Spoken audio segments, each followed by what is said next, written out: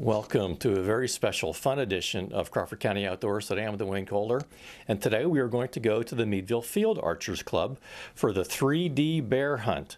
So now I'm thinking it's not going to be like this bear that's over my shoulder. It's going to be bear targets, but we're going to find out here. So stick with us. It's going to be a fun show today.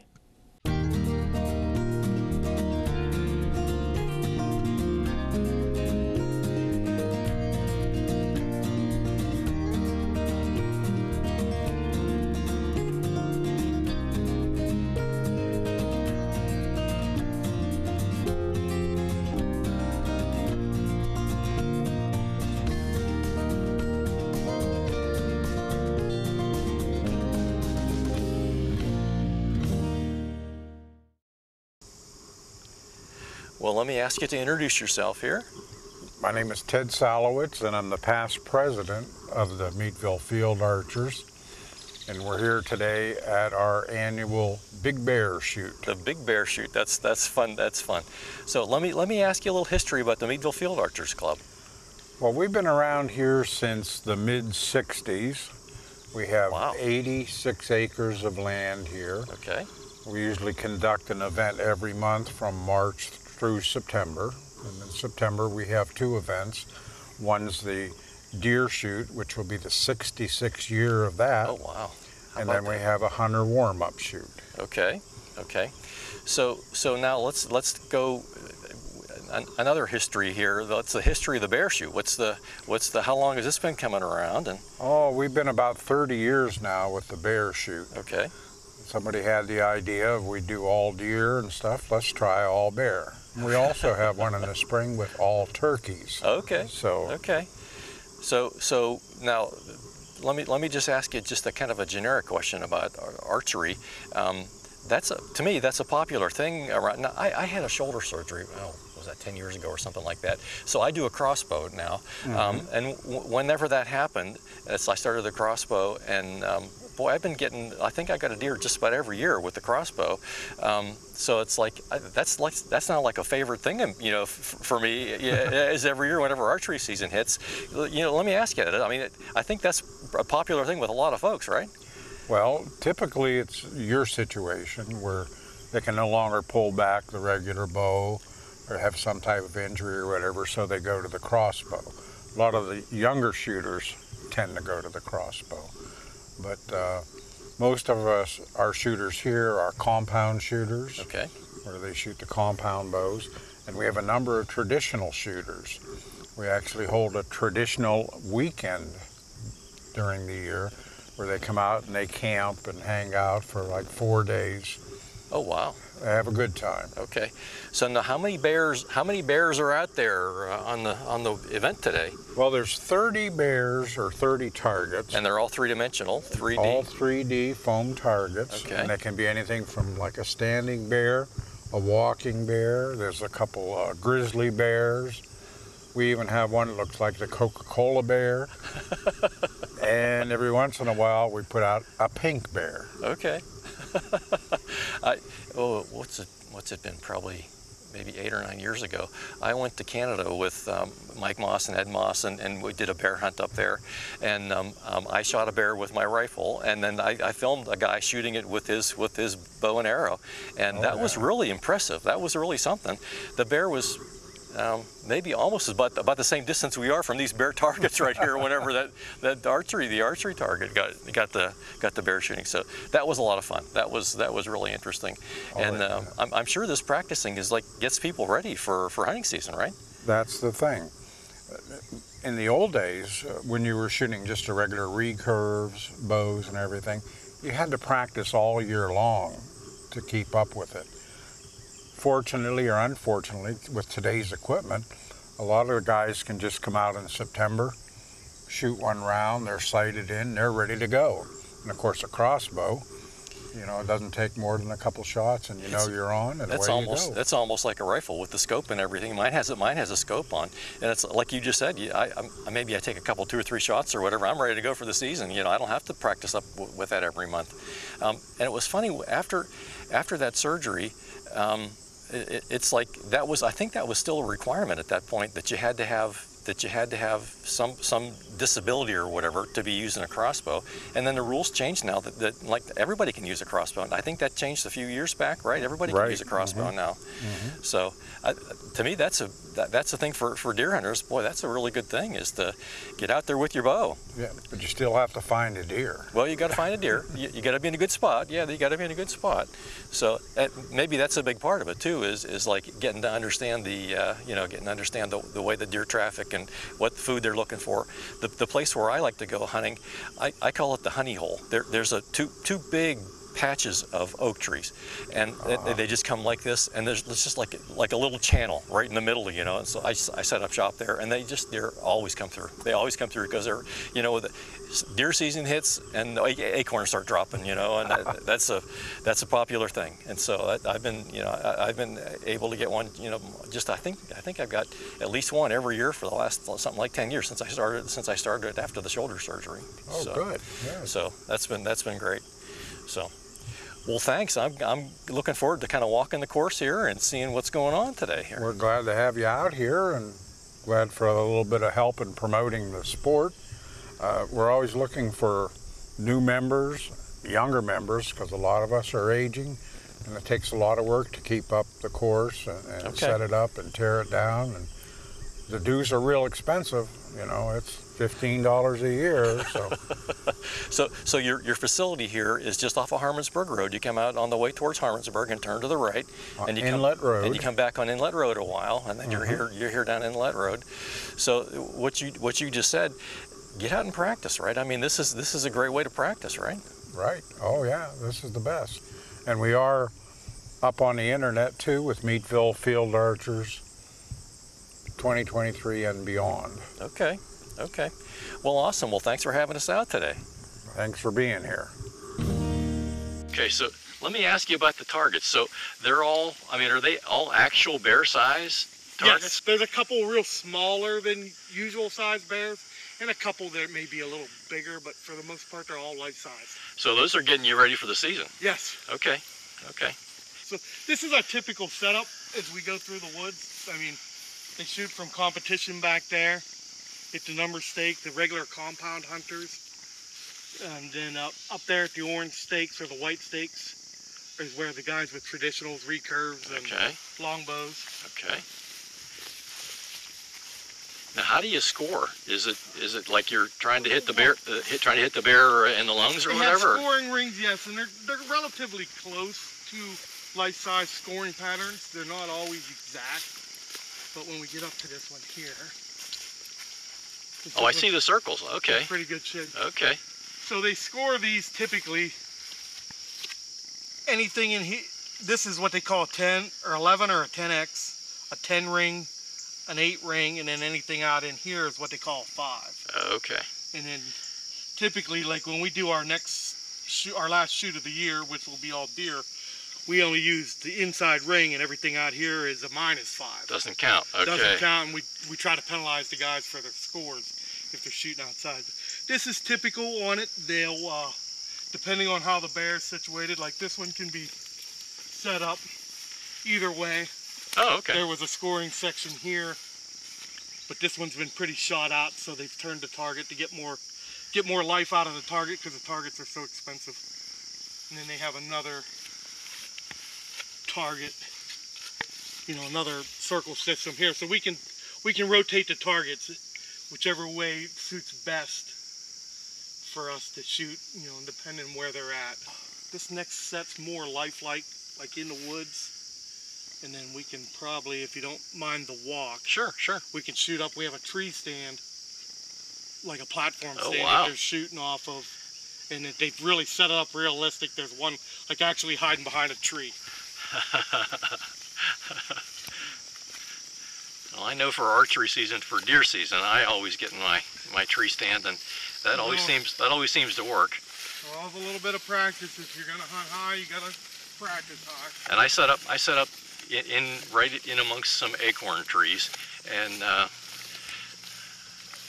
was just talking about that. It's like there's a little funnel, and it's like, so I just set up right in between the two big piles of acorn trees, and holy mackerel, does that make a deer traffic area there.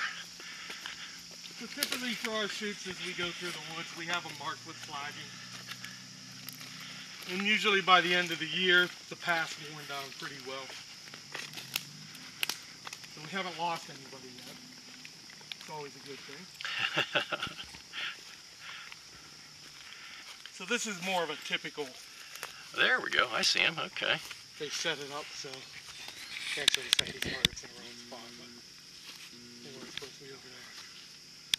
But this is a typical how we do our range, and then the guys shoot from here. So they have, you know, the branches in the way. They have to shoot under or over. So it worked out rather well.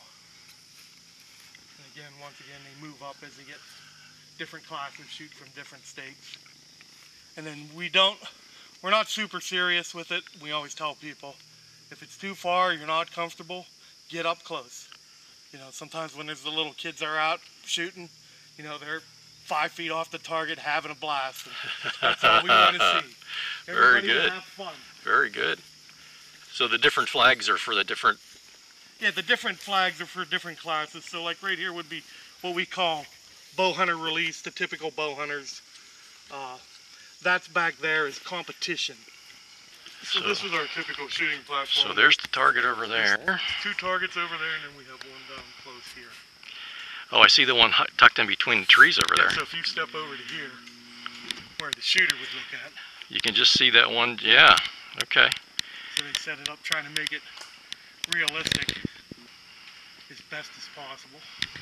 And we had another one down in here. So depending on who sets targets, sometimes they're over on the hillside.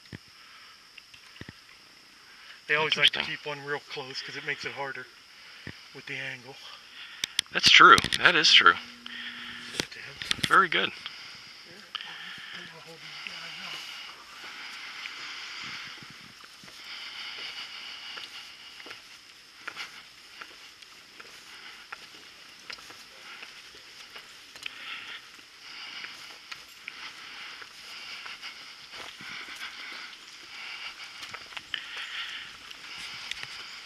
Go ahead, guys.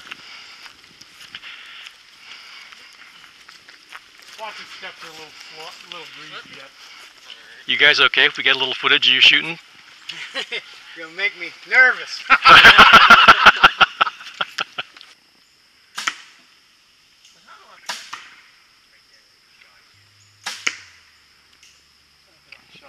Nice. Very good. Nice. Look at you. Old man still got it. I see another bear up there. That was one thing I was just going to mention to you, that it's like whenever I'm shooting at the deer, I don't go for the heart, I go for the lungs. Yep. Because they drop a lot faster whenever you hit both lungs. Yep. It's a bigger target area. There's more room for mistakes. Now let me ask you a question. I use those Rage broadheads. Is that the thing? I mean, is that a lot of folks do that? A lot of guys will use the mechanicals. It depends. You know, everybody has their favorites. I've used them in the past and I have no problems with them, but I've also used them in the past where they failed to deploy correctly. Oh. And it kind of, you know, so now I've gone back to a 2-bladed cut-on contact type of rig, or a 3-bladed. But they do have their use. I mean, I never complain about them. Some people complain, but I had one Rage broadhead, and I think I got like 5 or 6 deer with it, and finally it broke. Finally broke. So I have a new one that I'm using now. So in this course, they loop up around the top of the hill, and then they come back down this path, and then they shoot at these two from up there about where that sun's hitting on that big tree. That's the first 2 stakes for the competition guys. So they have a pretty long shot on this one, down the hill into these 2 standing brown bears. So we'll head on out this way. And those 2 aren't too, they're not too blocked by branches or anything? No, not too blocked. It's just, so this one here is more of a distance thing. And because of the angle of the hill, it makes it seem like they're farther away than they truly are. You know, so it's more of a distance shoot, and then if somebody does miss, they have a good chance of finding their arrows. Let me ask you a question. When you're shooting downhill, like either out of your tree stand or you're shooting downhill like you just talked about that one, the arrow, you actually aim... I aim low. You aim a little bit low. Low, yeah. Yeah, that's what I thought, yeah. Because the actual distance to the shot is less than the line of sight. Right. So this one here is a little different. Now they shoot from up here, but this, and if you walk up to this stake, for the guys that shoot from this stake, that right there is one very challenging shot, and I might not be able to get it because of the sun. But they call that a honey bear. Target. It's like a cobble on a tree. Honey bear, okay. Now they set this one up pretty nice. A lot of times we'll set this one up somewhere up on the hill where it overlooks one of the gullies or the ravines. Okay. So that if you miss it, your arrow is shooting across and landing Oh, across. jeez. So now you got to climb down the ravine up the other side To go find your arrow, okay. Find your arrow. And a lot of times they'll put it on a stump so that it's the only thing out in the, it's just out there in the open to make it a lot more challenging. So they'll shoot from here, and then traditional shoot. Yeah, of course, traditionals always get to shoot up closer if they want to. We have some traditional guys that'll shoot from the blue stakes and their whole thing, but see if we can find this kind of might want to come around.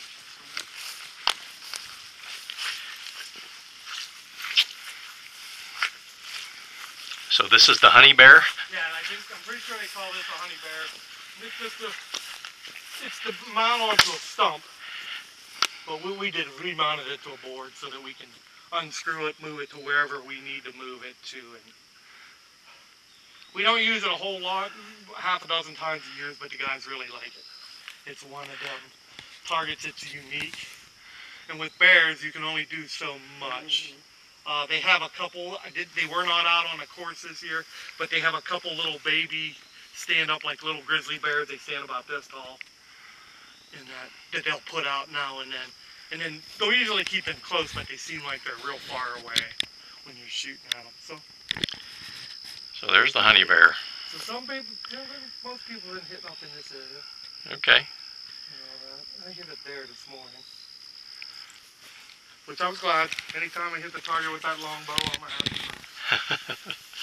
So this is what we call our break target here. We have this pull and return. And we put this big grizzly bear looking thing up on the hill. And typically this will be our halfway target. Because then the next is out into the field where the guys can either go back to the clubhouse to get something to eat or drink, or continue the last dozen targets. Okay. And then next year, we're hoping by next year we're in the process now of replanting. All these are from an old field course from the 60s. Oh, okay. And when 3Ds became popular in the late 80s, the field course kind of fell apart on us. So there's been some interest from some of the members of redoing one, so we want to make a permanent field course. That way the members want to come out during the week, they can shoot it, or we can hold different types of shoots instead of just 3D shoots. And try to get a little more interest into the actual shooting. It seems as just target shooting starting to become a little more popular than what it once was. I can see where that would be a lot of fun. But like typically like that one there, we just laid it out 2 weeks ago. But in the old days, you shot, there was a target here, you walked up and then you shot across this. So we're gonna have to get in and cut all these paths out, trees. But we're hoping that it's a good hit with the guys. And for the club, it's a good setup because you don't have to set it up. You don't have thousands of dollars worth of targets. Oh, sure. Hanging out over the weekend or, for a week before somebody can pick them up. So like there's another one, an old one that fell apart. So that's our plan for the future. Hopefully by next year we have these all set up and the guys will enjoy them. Great. So this is our indoor range. And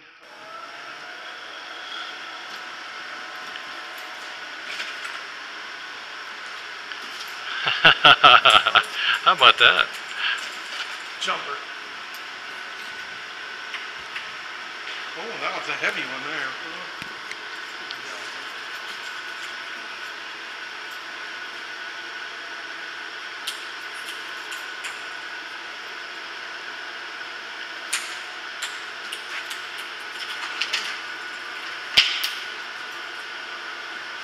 One's always a little tricky. Wow.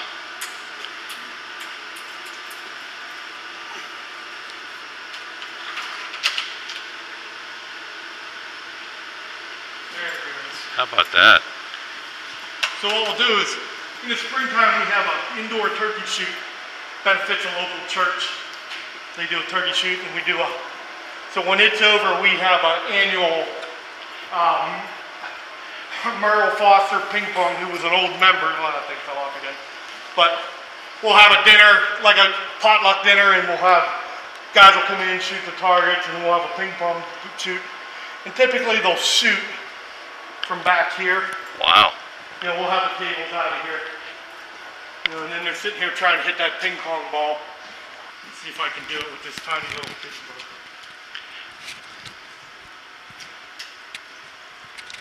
Get right up in here.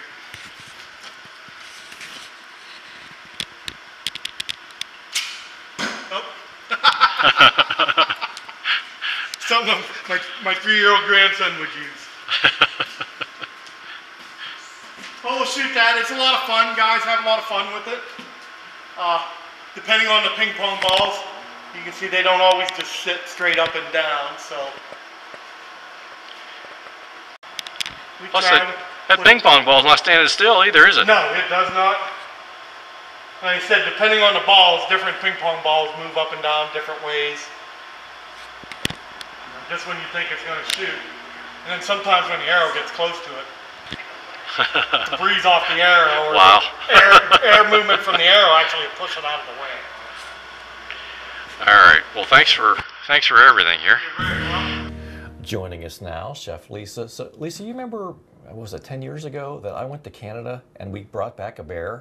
I do. So it was the bear shoot that we were having at the Meadville Field Archers Club. Oh wow! Now they didn't actually have any real bears running around. They were all bear targets. And there's probably nothing better than really getting out and practicing, you know, before the hunting season comes along. Before the actual bear is in front of you. Before the actual bear. Yeah. And I remember when we were going up to Canada, there was some big fee involved in taking your rifle. You had to pay an extra fee to get your rifle. So I'm thinking, oh, should I take my crossbow? I was wondering if that, if that was a good.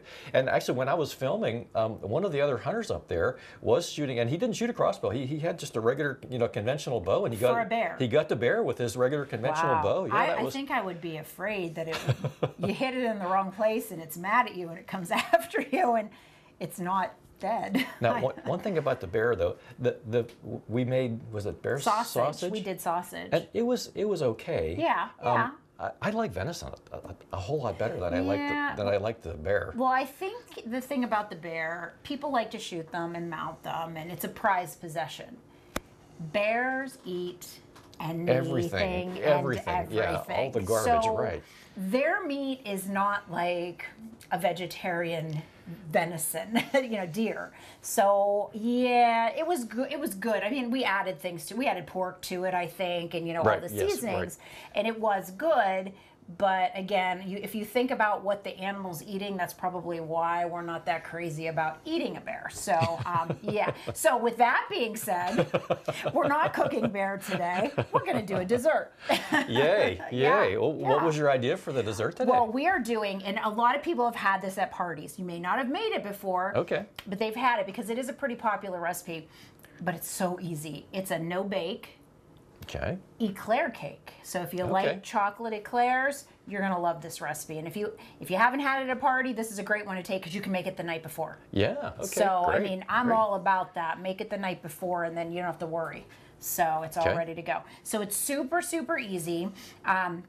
You need an 8.5, 9 by 11, whatever baking dish, and then a nice bowl to mix in your delicious good stuff. So we're going to open up 2 packages of instant French vanilla pudding or vanilla pudding, whatever you choose. I have French vanilla, so And we're going to put them in the there. bowl? Yep.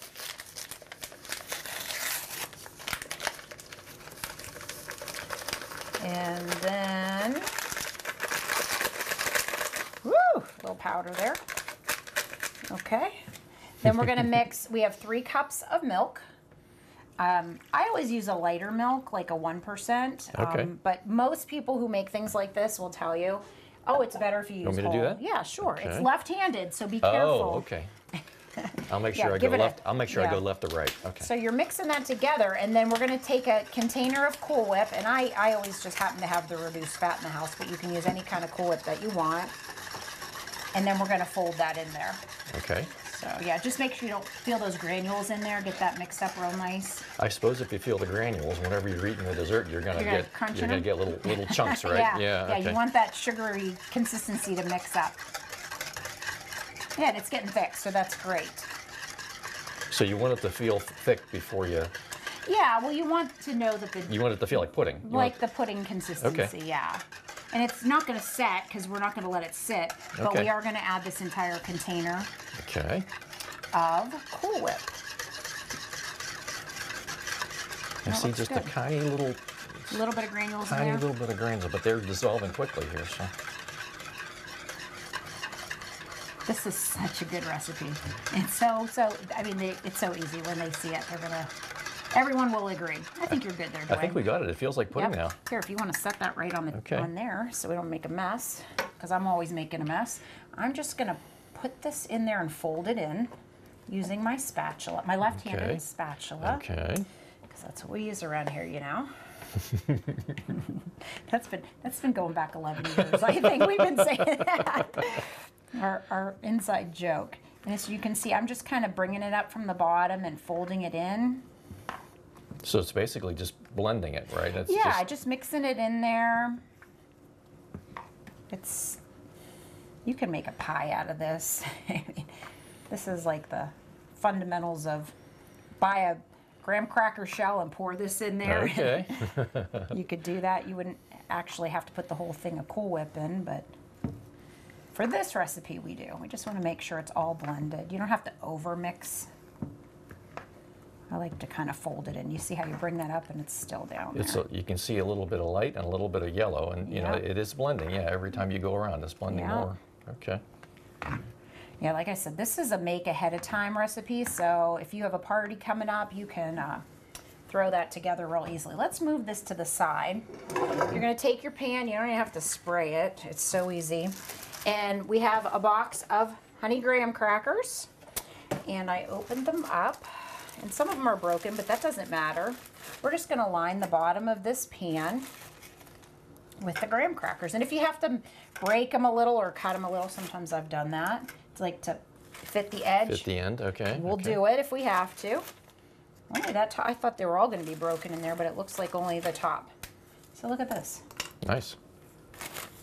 Pretty simple. Okay? Good. And what we're going to do, let me get this out of your way. Now this goes in layers, right? We're going to do half of that over Okay. top.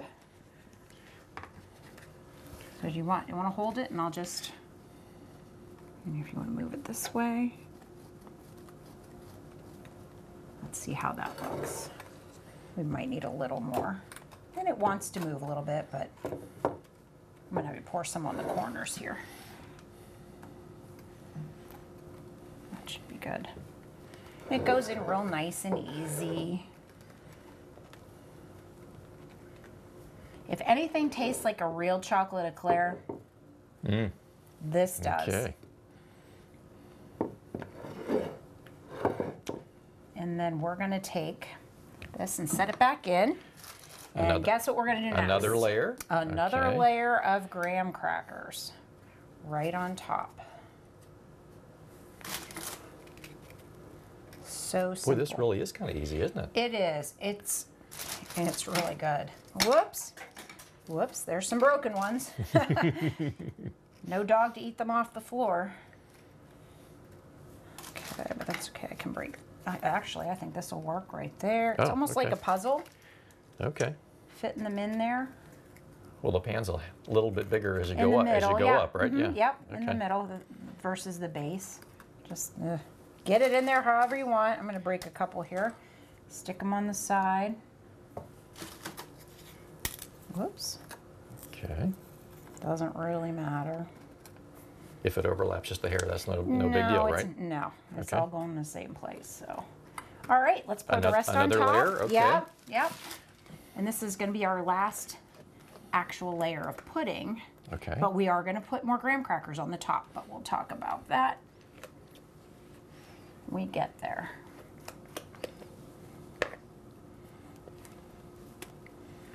Let me see, Dwayne, I'm going to take it from you if it's okay, just so I can see what I'm doing in there.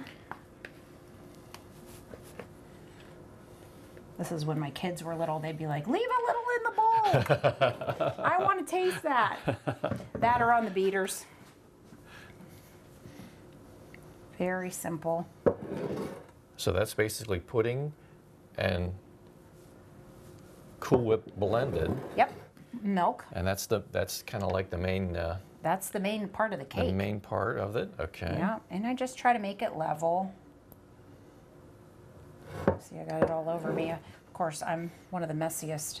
I don't show that way on television, but if you were in my kitchen upstairs, I am a messy cook. But I do always clean up, so. That's why you wear an apron, so you can wipe your hands on it, which I'm going to do, because it's Okay. probably not a good idea for me to lick my fingers. Okay. Not going to do well on television. Okay, now, this is the only thing that takes a little bit of time. I'm going to go like this. You need to put this in the refrigerator for about 30 minutes. Whoop, before I do that. Now you do one more Yeah, layer I on gotta the do top? one more layer. One more yeah. layer, okay. Yeah, so I'm jumping ahead of myself. So we're going to do one more layer of graham crackers on the top. Another one to open up here. Let's see. And you use most of the box once you're done. And then we're going to stick this in the fridge for about 30 minutes. Then we're going to bring it out and we'll finish it up.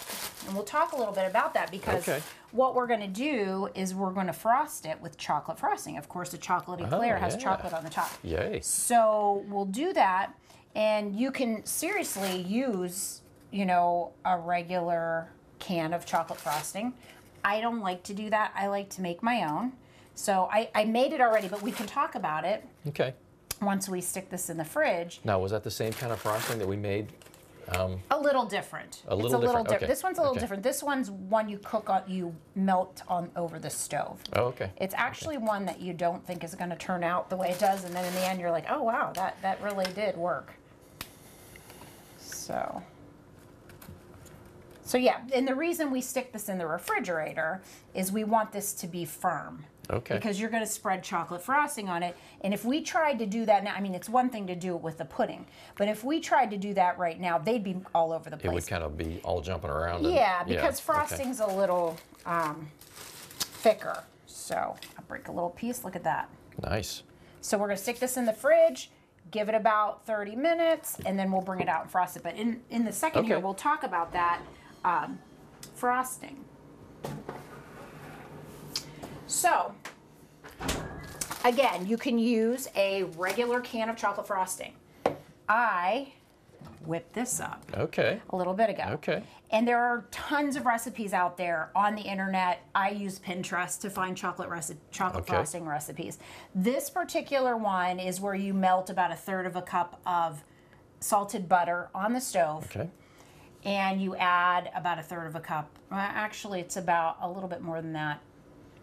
Roughly about 1/3 of a cup Okay. of cocoa powder. Okay. The better the cocoa powder, the better the chocolate frosting. Just so people know that. If you buy a no-name versus a better, that makes a difference. Okay. So buying a name brand type chocolate cocoa powder. And so you just mix them till they're nice and thick, and then you add about 1/3 of a cup of milk Okay. and 2.5 cups or 2 1/3 cup of powdered sugar and about a teaspoon of vanilla, and you whip that with a mixer. You're going to get this, and it's going to be sweet. Awesome.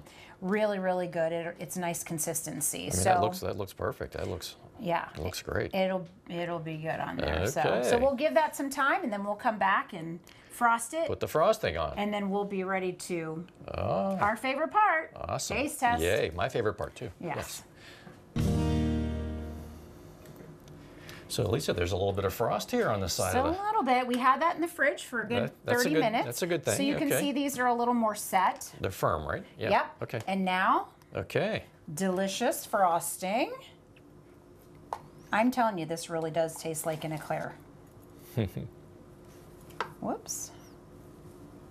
And you still, I mean, if you leave it in, you know, longer than 30 minutes, they're going to set a little bit more. But this will work for us. A little bit here, a little here. And this is really good frosting.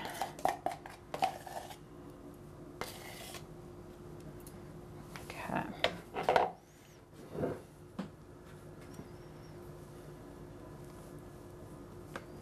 Goes on real nice.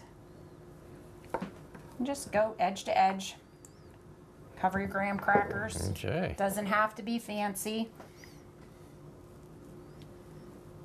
I suppose if you wanted to, you could probably put sprinkles or something else like that. You could do whatever you want. To. Yeah, because sometimes those chocolate eclairs do have that stuff on it. Yeah.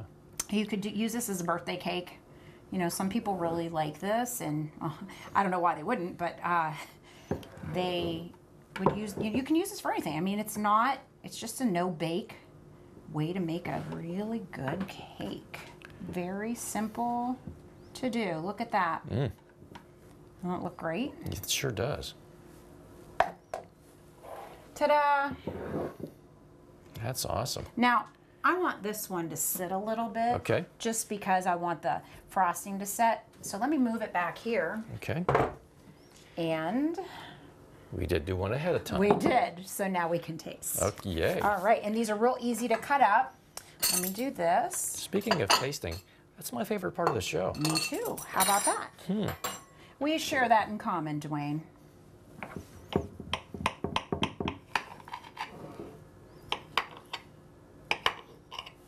Okay.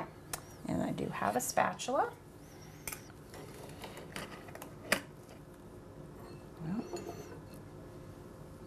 I'm going to use your fork. Okay. Get some more of this out of there. There you Some go. of the good stuff underneath. Gotta Okay. Gotta get the good stuff. Here goes my diet, Whoops. because this is good. And I'm making a mess. All right, we don't have to Wow. worry about it Now we being don't hot have to. this Now time. we don't have to blow on this to make it No, cool, we right? don't. It's already cool. Oh, I love this cake. Oh wow, Lisa, that's amazing. Oh, it's so good. This is a really That is easy, wonderful. good dessert. Well, Lisa, thank you for the awesome recipe. You're welcome.